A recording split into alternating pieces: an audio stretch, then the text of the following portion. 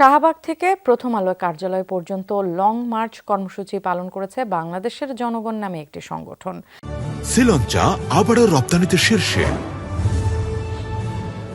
কারওয়ান বাজারে পত্রিকাটির কার্যালয়ের সামনে কিছুক্ষণ অবস্থান নিয়ে তারা চলে যায়।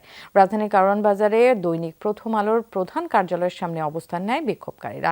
সেখানে সতর্ক অবস্থান নেয় পুলিশ ও সেনাবাহিনীর সদস্যরাও।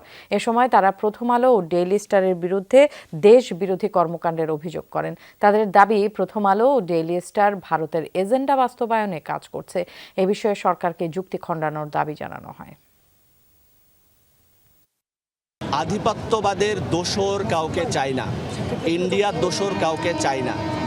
সেটা যে কোনোভাবে হতে পারে। যদি আমাদের গভর্নমেন্ট মনে করে এটাকে সংস্কার করবে, it's okay, will talk with them, will dialog with them how to control this, okay. সেটা হতে পারে। যদি তারা মনে করে যে না, এটার গোড়া থেকেই সমস্যা, তারা আমাদের সাথে কথা বলুক। যদি গোড়া থেকে আমাদের কাছে সমস্যা মনে হয়, তাহলে এটা গোড়া থেকেই উপড়ে ফেলে দেওয়া হোক।